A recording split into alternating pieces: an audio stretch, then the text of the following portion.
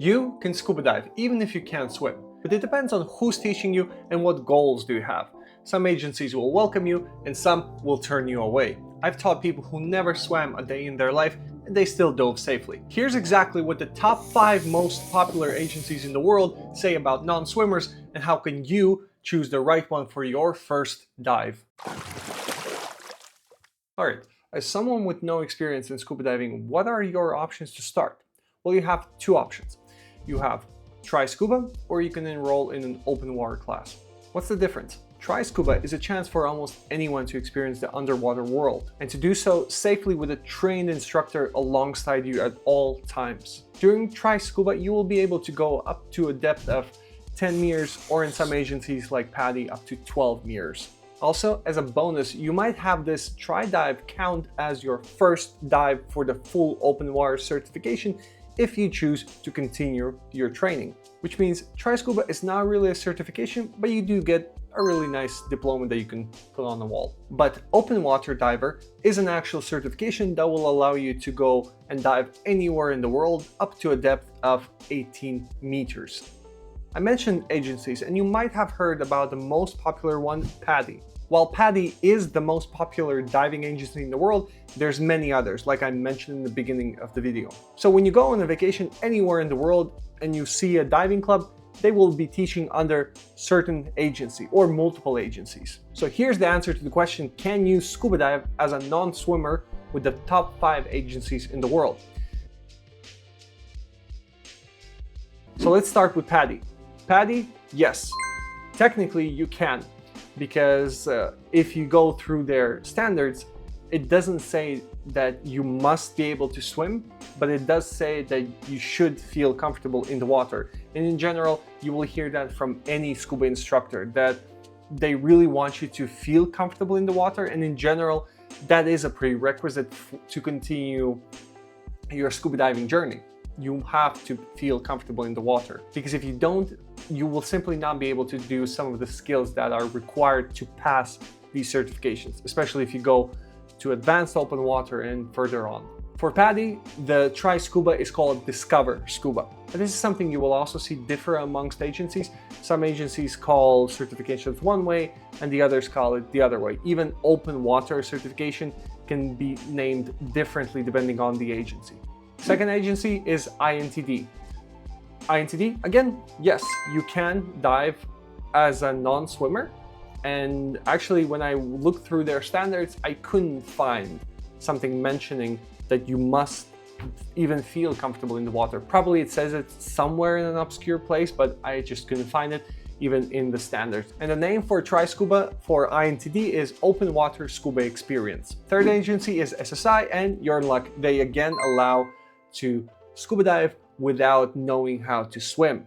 But while SSI doesn't explicitly mention that you have to be able to swim in their website, their medical form does mention that if you are unable to swim, you should refrain from diving.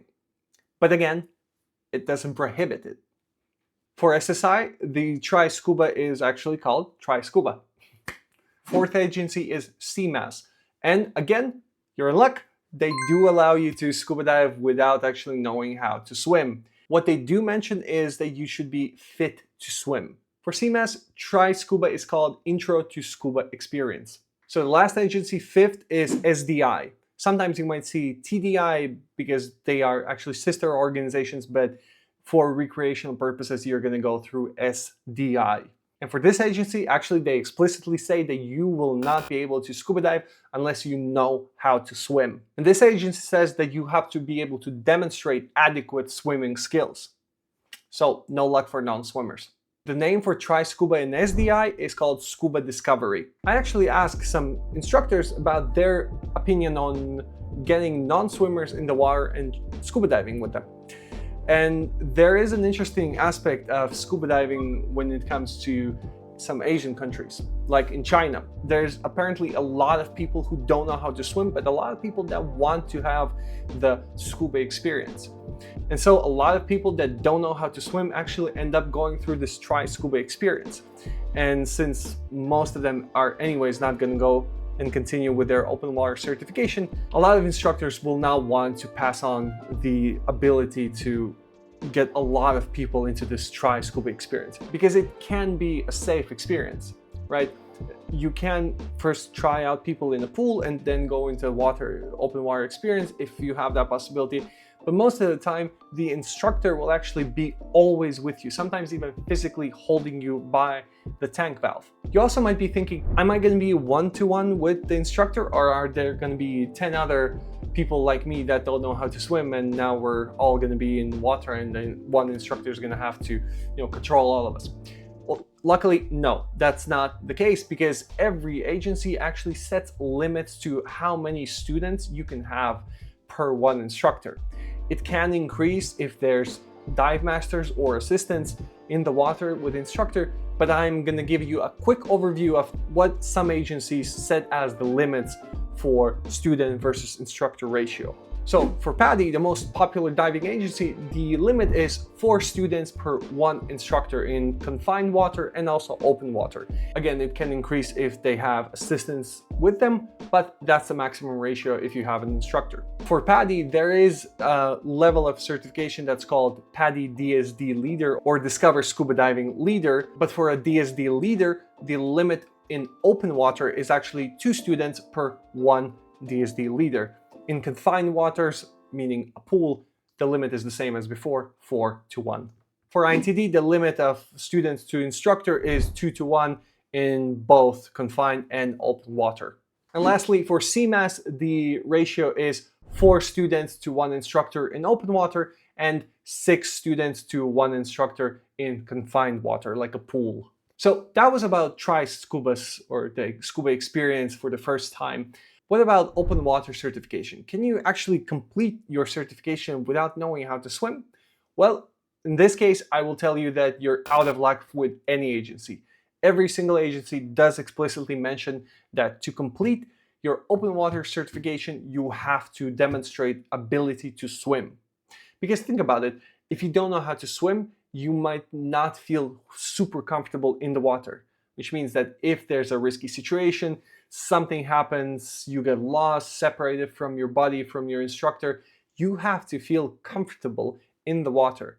Imagine you, for some reason, get up to the surface of the water and you're alone. If you don't know how to swim, that can be a very bad situation. I hope you agree.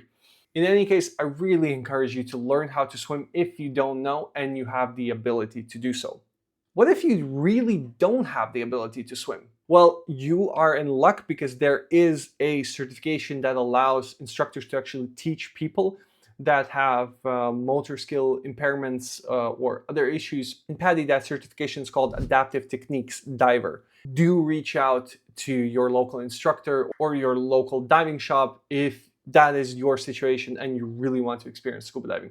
Thank you for watching. If this was useful, please leave a like, subscribe, and actually engage with me in the comments. Tell me what you thought about this. Here's another video for you to watch, and here's another video for you to watch, and maybe also somewhere here there's a face for you to subscribe. Have a nice day.